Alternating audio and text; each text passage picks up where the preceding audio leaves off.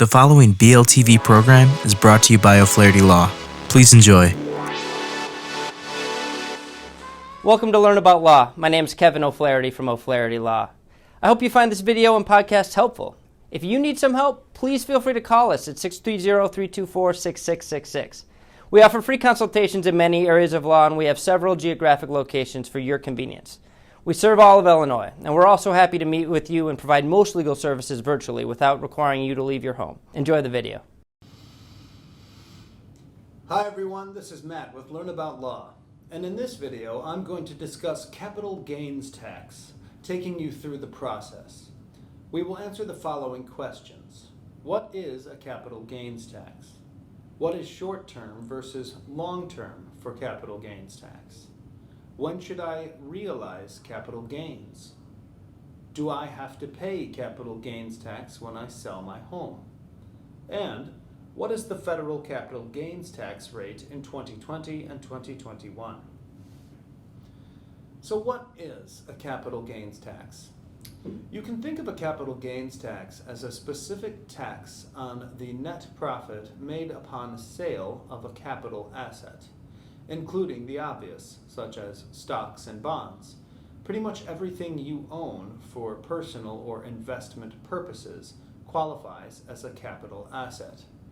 A simple example, you bought a stock in Joe Plumbing Incorporated for $5. That stock went to $10, at which point you decide to sell. You have made a capital gain of $5, and thus you will need to pay a capital gains tax on that $5 profit. Capital gains tax are instead paid at the point of realization, that is to say when you make a sale and obtain the profit. A capital loss is generally incurred when you sell an asset for less than the amount you originally purchased it for. This amount can be used to offset the amount of tax you owe. And if the net capital loss exceeds the capital gain for that year, you can apply $3,000 as a tax credit, with excess rolling over each year. What is short-term versus long-term for capital gains tax? The capital gains tax outlook is different depending on the length of time you have held the particular asset being taxed. The duration of time determines whether the gains or losses qualify as short-term or long-term.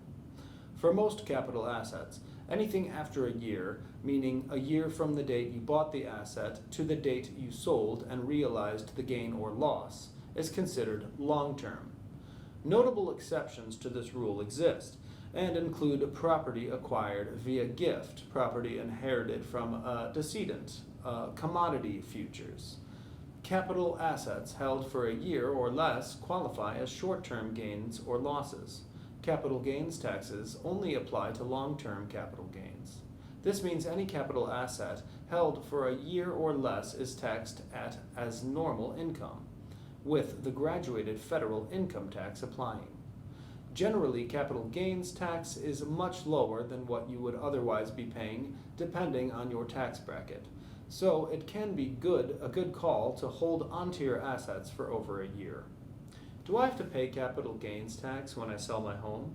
Your primary residence does qualify as a capital asset for the purposes of capital gains tax, but it likely qualifies for a considerable capital gains tax exemption.